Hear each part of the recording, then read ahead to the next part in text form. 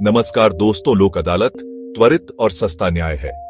आज हम बात करेंगे लोक अदालत के बारे में, जो भारत में त्वरित और सस्ता न्याय प्रदान करने का एक महत्वपूर्ण तंत्र है। कहते हैं, न्याय में देरी न्याय से वंचित करने के समान है। कितने ही लोग ऐसे हैं जो अदालतों के चक्कर काटते काटते थक जाते हैं, पर न्याय नहीं मिल पाता। खासकर आर्थिक रूप से कमजोर वर्ग के लिए तो यह एक बहुत बड़ी समस्या है।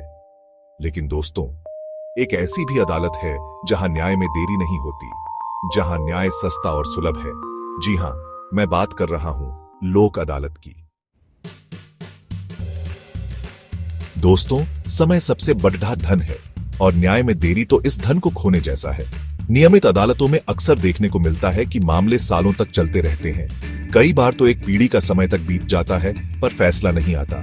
लेकिन लोक अदालत की खासियत यही है कि यहां न्याय में देरी नहीं होती। यहां मामलों का निपटारा बहुत ही जल्दी, कुछ ही दिनों में या कभी कभी तो कुछ ही घंटों में हो जाता है।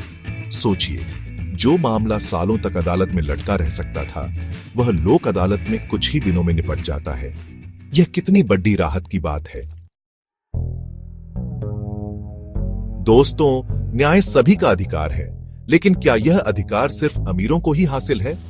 नियमित अदालतों में वकीलों की फीस, अदालती कार्यवाही का खर्च, सब कुछ इतना महंगा होता है कि आम आदमी तो सोच भी नहीं सकता। लेकिन लोक अदालत में न्याय पाना किसी के लिए भी भारी नहीं पड़ी देता।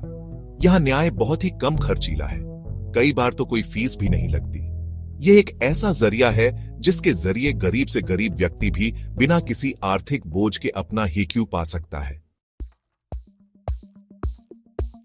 चैप्टर 3। दोस्तों, नियमित अदालतों की कार्यवाही कितनी जटिल होती है, यह तो आप जानते ही होंगे। ढेर सारे कागजात, तरह तरह की सुनवाई, वकीलों की बहस, यह सब समझना आम आदमी के बस की बात है ही नहीं। लेकिन लोक अदालत की प्रक्रिया बेहद सरल है। यहां किसी भी तरह की औपचारिकता नहीं है, न ही यहां वकीलों की जरूरत पेडी ढेती है। आप सीधे अपनी बात न्यायाधीश के सामने रख सकते हैं और न्यायाधीश भी आपकी बात धैर्य से सुनते हैं और समझने की कोशिश करते हैं। चैप्टर 4। दोस्तों, अदालतों में अक्सर ऐसा होता है कि एक पक्ष की जीत होती है और दूसरे की हार। लेकिन लोक अदालत का उद्देश्य सिर्फ फैसला सुनाना नहीं, बल्कि विवादों का ऐसा समाधान खोजना है जिससे दोनों पक्ष संतुष्ट हों।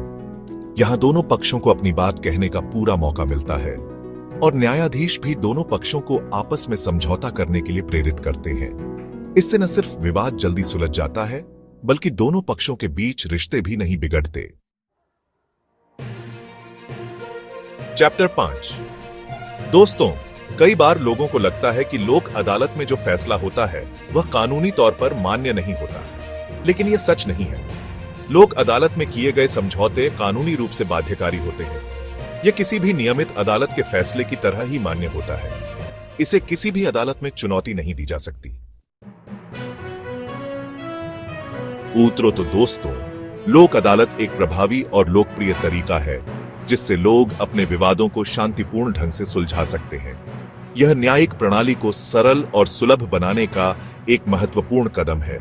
मुझे उम्मीद है कि यह जानकारी आपके लिए उपयोगी होगी और आप इसका लाभ उठाएंगे। याद रखें, न्याय पाना आपका अधिकार है और लोक अदालत इस अधिकार को हासिल करने का एक आसान रास्ता है। अगर ये जानकारी आपको अच्छी लगी हो तो अपने दोस्तों को भी शेयर करें और इस चैनल को सब्सक्राइब भी करें। जय हिंद, जय भारत।